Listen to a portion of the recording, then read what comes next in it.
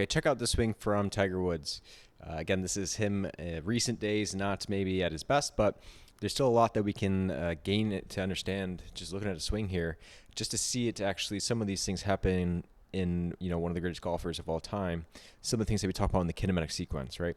And the order of events that is the swing, right? Especially the downswing. So if we're just looking from this over top view, first of all, we have this nice line that we can see where are his hips starting, and then are they moving forward or backwards? So kind of in that plane, we get to see what's happening. But we also get to see the shifting from side to side that is occurring during the swing. So it's actually very nice to have such a clear kind of start position and line that'll help show forward and backwards and what's happening there. So anyways, we're going into the backswing. We see a little lead foot flare, which isn't very uncommon. And especially with all the events of Tiger's left side, so his left knee, left ankle, and just the chronic injury that he sustained on that left side throughout his entire career, makes sense. He's got a little bit of left foot flare there, just take a little bit of pressure off that knee. But anyways, as we get into the backswing, this is where the really exciting stuff happens at the top of his backswing. What we see here is that his hips start shifting forward before he even finishes the swing. They've already started to move forward, and we see he's still into that backswing. So if we see that again, look at how early he starts to start this lateral or shift towards the target. It happens before he even finishes twisting in the backswing. That is the kinematic sequence and the kinetic sequence. The first thing that happens to initiate the downswing is that lateral side-to-side shift. It's a small shift, right? We're not sliding through, but it's what initiates the backswing, and it does the downswing, and it does so many good things. One of those things being, it puts everything on that stretch. So as we imagine seeing him coil into that backswing, everything's coiling up. We can get just one little bit instance more of that if we start to shift things towards the left as he continues to coil, right? So everything just gets put on an instant, quick, little extra stretch. And that is what we can use to recoil and create an even more explosive downswing, right? And so that is the most interesting and obvious thing that we can quite clear to see from this angle. It's kind of awesome to see.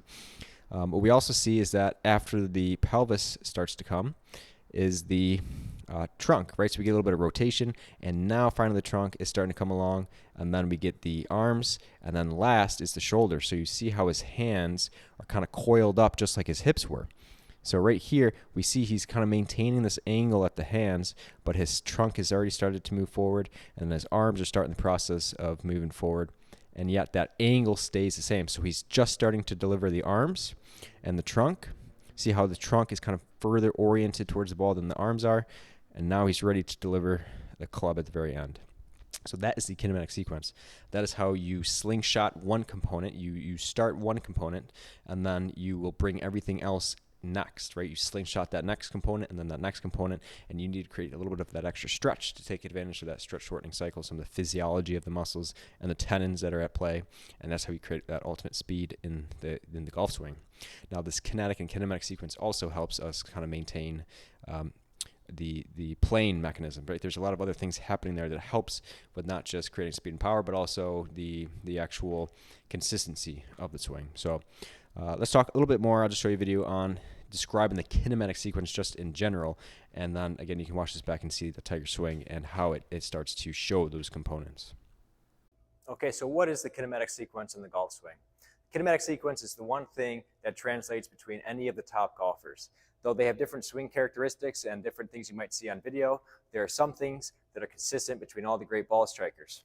One of those things is the way the body moves and the order in which it moves. Okay, so one important thing in the kinematic sequence is understanding what moves first. We're really going to start here mostly at the top of the backswing. So once we get to the top of the backswing, what moves first as we start to come back down?